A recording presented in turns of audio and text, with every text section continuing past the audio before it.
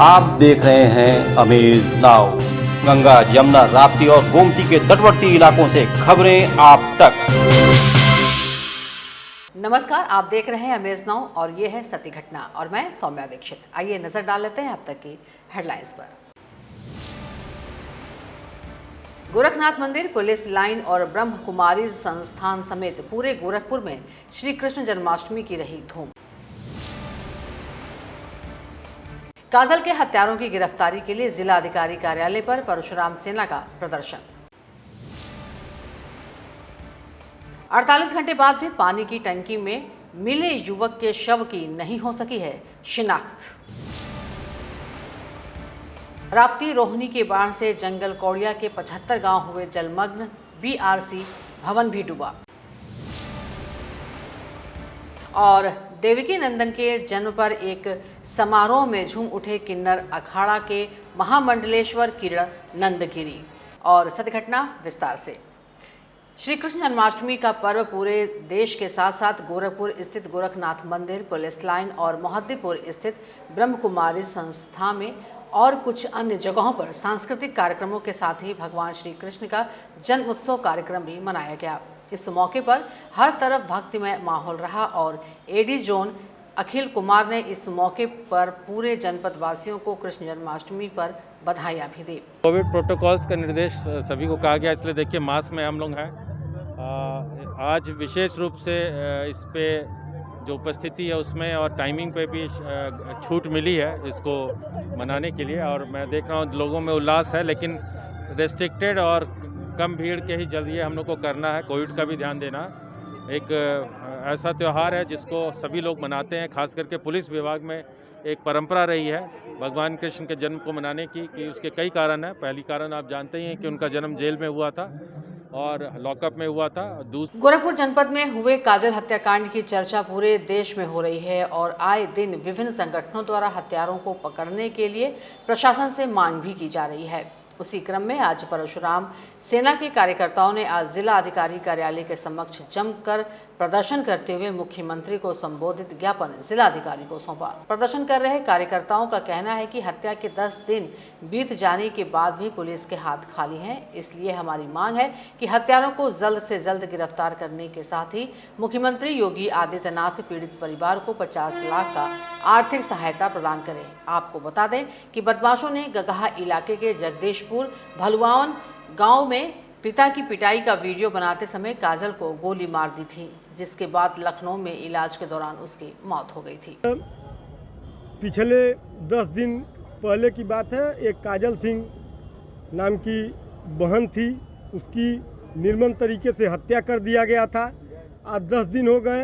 प्रदेश सरकार और पुलिस प्रशासन की नाकामयाबी की वजह से वह हत्यारोपी पकड़े नहीं गए हैं, जिसके मद्देनज़र परशुराम सेना, हम प्रदेश महामंत्री, हमारे सानिध्य में इतने लोग बहन काजल को न्याय दिलाने के लिए धरना प्रदर्शन किया गया है तथा मुख्यमंत्री को ज्ञापन दिया गया है डीएम साहब के माध्यम से। हमारी मांगे हैं कि बहन काजल के हत्यारों को फांसी की सज़ा दी जाए, जल्द से जल्द गिरफ्तार करके, और परिवार को आर्थिक मदद 50 लाख रुपए के तहत दिया जाए। प्रदेश सरकार से हमारी मांगे हैं।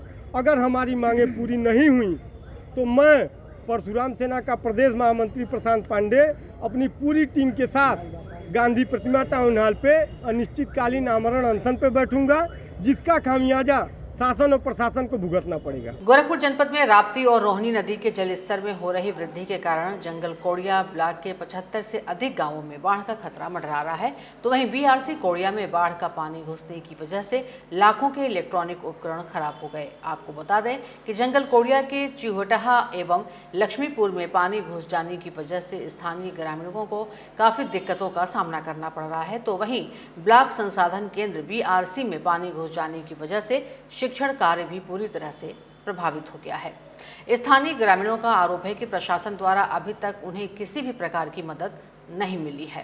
श्रीवास्तव, मंत्री प्राथमिक शिक्षक संघ जंगल कौड़िया से कल शाम से ही पता चल रहा था बाढ़ का पानी बीआरसी कैंपस में घुस रहा है, लेकिन हल्का था। आज सुबह हम लोग आए तो स्थिति बहुत नाजुक हो चुकी थी और हमारे जितने कंप्यूटर और सारे कागजात जरूरी सब उसी में अंदर फंसे हुए हैं। किसी तरह हम लोग निकलवाने का काम कर रहे हैं। आज 8 बजे जब हम लोग अपने ड्यूटी टाइम पर यहाँ उपस्थित हुए तो हम लोगों ने ये देखा कि यहाँ पानी ओवरफ्लो हो रहा है। बीआरसी की तरफ और विद्यालय की तरफ जाने वाला रास्ता पूरी तरह से जलमग्न हो चुका है। तो हम लोगों ने किसी तरह से सहयोगियों से कह के विद्यालय के अंदर कुछ ज़रूरी कागजात को निकलवाया, लेकिन फ़िलहाल जो है विद्यालय में जाकर कक्षाओं को संचालित करना फ़िलहाल बहुत ही मुश्किल है। हमारे विद्यालय कैंपस में बाढ़ का पानी रात से ही ज़्यादा आ गया है और इसके फलस्वरूप विद्यालय का रिकॉर्ड और विद्यालय के फर्नीचर सब पानी से घिरे हुए हैं। ऐसे में कल जब प्रशासन द्वारा 1 सितंबर को स्कूल ओपनिंग की शुरुआत होनी थी, लग तो नहीं रहा है कि विद्यालय चल पाएंगे और बीआरसी आप देख सकते हैं, बीआरसी पर तो बहुत ज़्यादा मतलब जलमग्न हो गई है बीआरसी जंगल कौड़ी सेवा संस्थान के तत्वावधान में श्री कृष्ण जन्माष्टमी का पर्व महानगर के आर्यनगर स्थित अग्रवाल भवन में बहुत ही हर्षोल्लास के साथ मनाया गया। कार्यक्रम का शुभारंभ किन्नर अखाड़ा के महामंडलेश्वर किरण नंदगिरी ने दीप प्रज्वलित करने के साथ ही आरती पूजन करके किया। रात 12 बजे जैसे ही देवकी नंदन ने जन्म लिया, भक्त भाव विभोर हो उठे, झूम उठे और जय श्री कृष्णा के नारे लगाने लगे। मंदिरों और पंडालों में शंख घड़ियाल बजने लगे और पूरी रात सोहर एवं कीर्तन का दौर चलता रहा। श्री महाकाल में किन्नर अखाड़े के महामंडलेश्वर कंकेश्वर किरण बाबा गोरखपुर पीपीगंज की रहने वाली, आज हम गोरखपुर में जन्माष्टमी उत्सव पे कान्हा संस्था के यहाँ पे आए हैं और उनके जो है क्या कहते हैं उनके क्या प्रबंधक अनुपम जी, उनके पास आए, हम लोगों ने बुलाया गया, मैं आई, बहुत अच्छा लगा और इतनी खुशी हो रही है। ये त्यौहार है, ये हमारा जो बाल गोपाल का, मैं बहुत खुश हूँ। और जो तुलसी विवाह भी होती है यहाँ पेरे में, सब धर्म की जो भी काम होती है, हमारा सनातन धर्म की जो भी पूजा और सब महत्वपूर्ण पूजा हो रही है, तुलसी विवाह और जन्माष्टमी और भी बहुत से ऐसे कार्यक्रम, एकादशी और फिर उसके बाद में नागपंचमी, बहुत से ऐसा त्यौहार मनाया गया। लेकिन आज पहली बार आई हूँ इस कान्हा संस्था के पास और बहुत अच्छा लगा मुझे। और मैं किशन कन्हैया बाल गोपाल से, आज उनके जन्मदिन है और इसी के लिए मैं उनसे विनती करती हूँ बाल गोपाल से कि जैसे आपने गोवर्धन का रूप जब धारण किए थे, उस तरह का जो हमारा आपदा बाढ़ इतनी आ रही है, इस गोरखपुर वासियों के इस बाढ़ पीड़ित से मुक्त करे। श्री कृष्ण जन्माष्टमी का त्यौहार हो और बच्चों की बात ना की जाए, अधूरा सा लगता है। इस मौके पर खासा उत्साह बच्चों में भी देखने को मिला। बच्चों ने कान्हा का वस्त्र धारण कर बरबस ही लोगों का ध्यान अपनी तरफ आकर्षित करते रहे। इन बच्चों के माता पिता ने सुबह से ही इन्हें भगवान श्री कृष्ण और राधा के रूप में तैयार करने में लगे रहे। आजमगढ़ जनपद के बलरियागंज ब्लॉक स्थित भीमबर गाँव के पास बीती रात बाढ़ का पानी ओवरफ्लो होने से नहर का तटबंध टूट गया। तटबंध टूट जाने से किसानों की सैकड़ों एकड़ फसल पानी में डूब गई और नहर का पानी कई गांवों में भी घुस गया। शारदा सहायक खंड 32 की नहर बिलरियागंज ब्लॉक के भीमभर से होते हुए सरदाहा मार्ग से गुजरती है। इसी मार्ग पर स्थित पुलिया के पास अचानक नहर का तटबंध टूट गया। तटबंध टूटते ही आसपास के गांवों में पानी घुस गया, तो वहीं सैकड़ों एकड़ फसल भी पानी में डूब गई। सिद्धार्थनगर जनपद में नदियां खतरे के निशान से काफी ऊपर बह रही हैं, जिसकी वजह से यहां बाढ़ की वजह से काफी भयावह हालत बना हुआ है और स्थानीय जनप्रतिनिधि और नेता आए दिन उनका पुरुषाहाल लेने पहुंच रहे हैं। इसी कड़ी में आज सपा नेता व पूर्व विधायक विजय पासवान बाढ़ पीड़ित के बीच पहुंचे और उनका हाल जाना।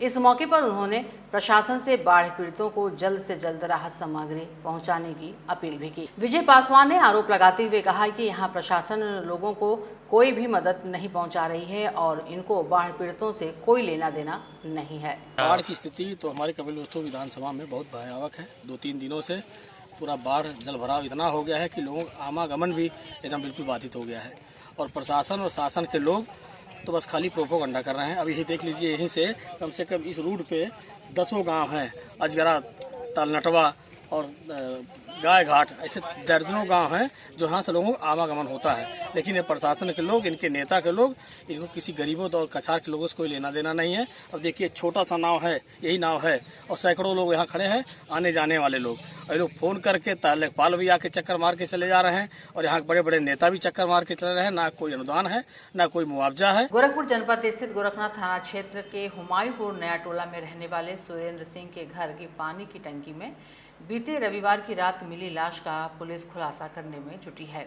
घटना के शीघ्र खुलासे के लिए एडीजी ने खुद कमान संभाल ली है और एडीजी जोन अखिल कुमार ने घटनास्थल का निरीक्षण कर अपने मातहतों को आवश्यक निर्देश दिए। इसी दौरान उन्होंने कहा कि चूंकि युवक की शिनाख्त नहीं हो सकी है, इसलिए थोड़ी समस्याएं सामने आ रही हैं और इसी इलाके से मृत युवक जैसा एक युवक भी मिसिंग है, लेकिन घर वाले शव की पहचान नहीं कर सके। इसलिए डीएनए टेस्ट कराकर मामले की जाँच की जाएगी। साथ ही अन्य बिंदुओं को भी ध्यान में रखकर जांच की जा रही है। देखिए, जो लाश मिली थी उसकी शिनाख्त करने का प्रयास किया जा रहा है और चूँकि अभी अज्ञात है और अज्ञात में नियम ये होता है कि 72 घंटे रुकने पड़ते हैं, उसके बाद पोस्टमार्टम होगा। पोस्टमार्टम हो जाने के बाद मृत्यु का कारण पता चलेगा कि क्या है। एक वो क्रिटिकल होगा हमें, दूसरा है कि इसकी शिनाख्त के प्रयास किए जा रहे हैं। एक सिमिलर लड़का मिसिंग रिपोर्ट हुई है पास में, बट अभी परिवारजनों को शक है उस पर, तो वो भी हम लोग कहा है कि चेक करें। अगर दोनों परिवार और इसका डीएनए सैंपल लेकर डीएनए मैच कराने की कोशिश करते हैं, तो ये दोनों क्रिटिकल होंगे। बाकी जो अन्य बिंदु हैं, जैसा मौका हम लोगों ने देखा है, उसके हिसाब से क्या क्या पॉसिबिलिटी होती है, उन सब बातों पे लोकल पुलिस छानबीन कर रही है। छानबीन सही दिशा में जा रही है। आने वाले ये दो चीज़ होने के बाद ही हम लोग अग्रिम निर्णय ले पाएंगे। गोरखपुर जिले में बाढ़ से हालत खराब होते जा रहे हैं। राप्ती, रोहिणी, आमी सहित अन्य नदियों में जल स्तर लगातार बढ़ता जा रहा है। ऐसे में रोहिणी नदी का पानी गोरखपुर सोनौली मार्ग पर मानीराम स्थित चिवटाहा के समीप मुख्य मार्ग पर चढ़ जाने से जहां लोगों को आवागमन में बाधा आ रही है, वहीं ग्रामीण भी दशहत में हैं। इस दौरान ग्रामीणों ने बताया कि पानी का लगातार बढ़ना जारी है। हाईवे पर सर पानी क्रॉस कर चुका है पेट्रोल पंप की तरफ से और कई घरों में पानी घुस चुका है। इस पर शासन प्रशासन अगर ध्यान नहीं देगी तो पेट्रोल पंप भी बह सकता है। पेट्रोल पंप को खतरा हो सकता है। खतरा हो सकता है। तो ये बाढ़ का पानी जो घरों के आसपास है, तो गांव के लोग भी बहुत परेशान होंगे और जलस्तर अधिक स्तर से बढ़ रहा है इस समय। और गाँव के लोग परेशान है। छूटा हम लोगों को बहुत ज़्यादा हो जाएगा, घर बार छोड़ना पड़ जाएगा हम लोगों को। ये पानी नहीं रुका तो घर हम लोग को छोड़ना पड़ जाएगा।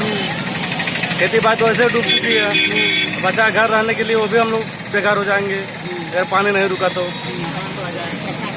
प्रशासन का क्या है? प्रशासन तो अभी कोई सब देखने नहीं आया। आप जा रहे हैं मगर यहाँ कोई रुक के देख थोड़ी ना। महानगर के मोहद्दीपुर स्थित ब्रह्म कुमारी ईश्वरीय परिवार के बीच बड़े ही धूमधाम और श्रद्धापूर्ण माहौल में श्री कृष्ण जन्माष्टमी का उत्सव मनाया गया। हर जगह की भांति यहाँ भी बड़ी ही सुंदर, आकर्षक, रंग बिरंगे विद्युत बल्ब से सजाई गई झांकियाँ मौजूद दिखीं। आश्रम की प्रभारी पुष्पा दीदी की देखरेख में छोटे छोटे बच्चों ने भी अपनी प्रस्तुतियाँ दी और जन्मोत्सव में बढ़ चढ़कर हिस्सा लिया। आश्रम की प्रवक्ता बीके गुड़िया बहन ने जन्माष्टमी के आध्यात्मिक रहस्य को बड़ी ही सहजता से और सरल शब्दों में समझाया। कृष्ण तो 16 कला संपूर्ण पवित्र आत्मा है, तो पवित्र आत्माओं का जन्म पवित्र दुनिया में ही हो सकता है। इस घोर कलयुग, इस कलह कलेश की दुनिया में उस पवित्र आत्मा का जन्म कभी भी नहीं हो सकता। सत्य घटना के आज के इस अंक में बस इतना ही। तेज सटीक ताज़ा जानकारी को जानने के लिए आप जुड़े रहें अमेज नाउ के फेसबुक पेज, यूट्यूब और वेब पोर्टल से।